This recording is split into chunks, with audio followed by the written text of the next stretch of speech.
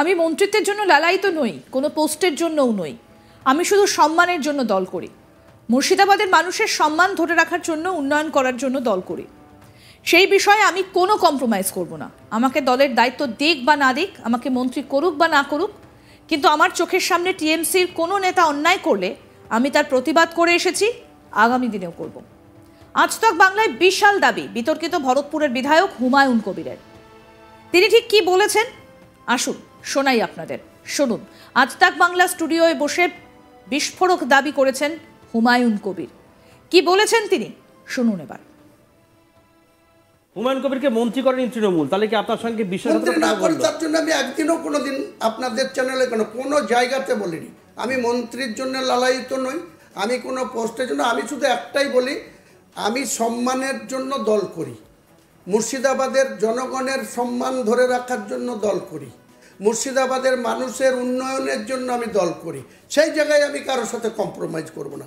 আমাকে দলের দায়িত্ব দিক আর না দিক, আমাকে মন্ত্রী করুক আর না করুক, কিন্তু আমার চোখের সামনে তৃণমূলের সরকারের কোনো আমলা বা কোনো দলের নেতা বা কোনো এমএলএ আমার জেলায় আমার চোখের সামনে কোনো অন্যায় করলে আমি তার প্রতিবাদ করছি, আগামী দিনেও প্রতিবাদ করে। এই মুহূর্তে তৃণমূল কংগ্রেস মানে আপনার এই মুহূর্তে দল, তারা কি দুটো শিবিরে বিভক্ত? একটা শিবির হচ্ছে অভিষেক বন্দ্যোপাধ্যায় শিবির, আর একটা শিবির মমতা বন্দ্যোপাধ্যায়। না, এটা আমি মানছি না। আমাদের অভিষেক বন্দ্যোপাধ্যায়েরও নেত্রীর নাম মমতা বন্দ্যোপাধ্যায়, হুমায়ুন কবিরেরও নেত্রীর নাম মমতা বন্দ্যোপাধ্যায়।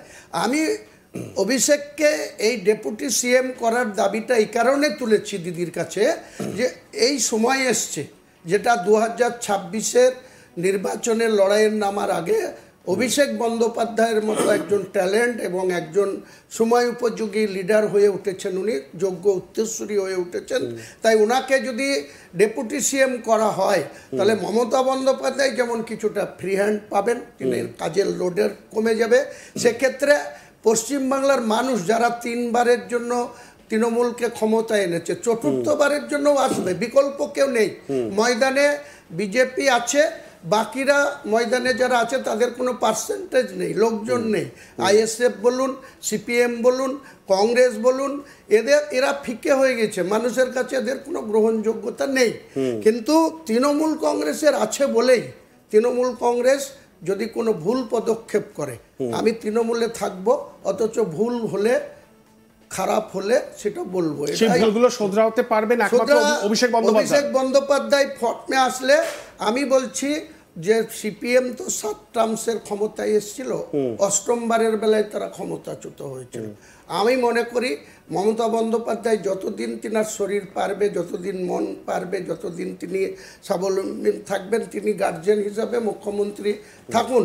পাশে অভিষেককে ক্ষমতার অনেকটা হস্তান্তর করে আমার মনে হয় এটা 8মবারও আমরা পার করব, কেউ আমাদের বিকল্প হতে পারবে না।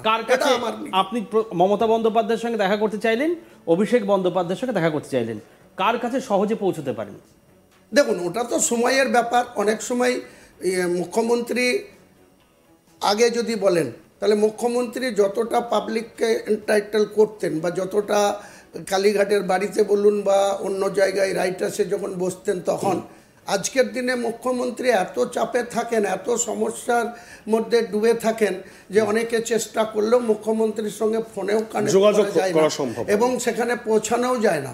আমলারা যেনারা তেনার পাশে থাকেন, হ্যাঁ, তেনারা যেভাবে তেনাকে ইনফরমেশন দেন। আমি বলতে চাইছি পুলিশের অনেক ভালো ভালো ট্যালেন্ট অফিসার আছে।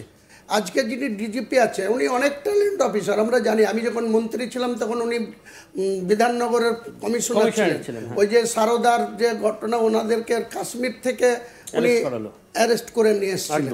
কিন্তু সময়টা হচ্ছে কি, কোনো ইনসিডেন্ট ঘটে যাওয়ার পর পুলিশের স্টেপ নেওয়া আর আগে থেকে পুলিশ সতর্ক থাকা বা কোথায় কি ঘটতে পারে।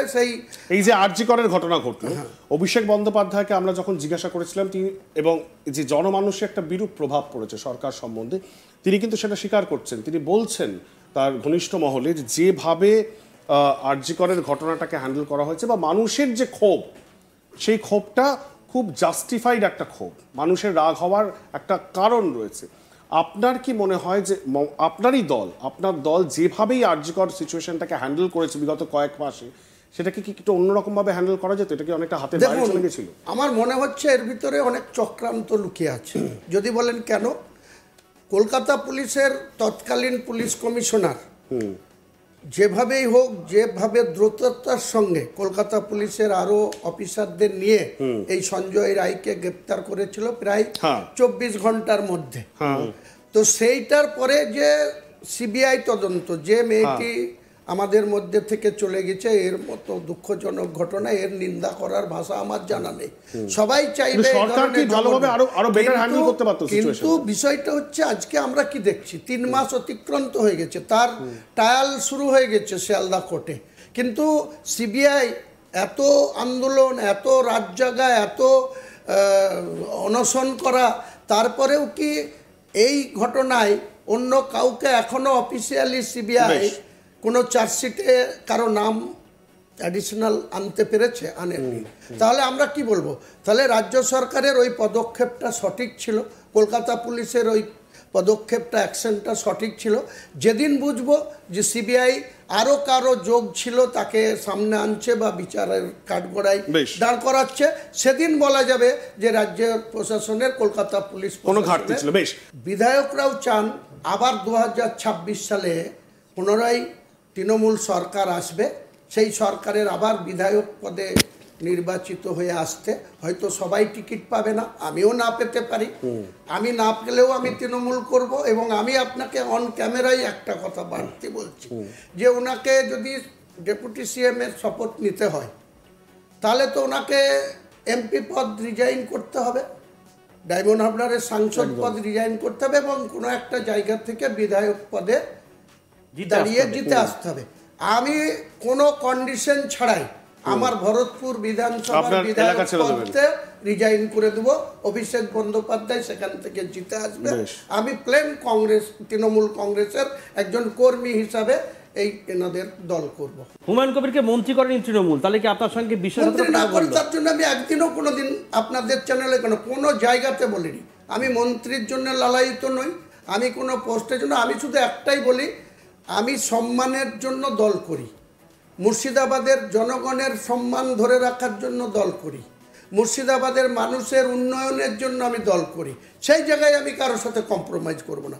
আমাকে দলের দায়িত্ব দিক আর না দিক, আমাকে মন্ত্রী করুক আর না করুক, কিন্তু আমার চোখের সামনে তৃণমূলের সরকারের কোনো আমলা বা কোনো দলের নেতা বা কোনো এমএলএ আমার জেলায় আমার।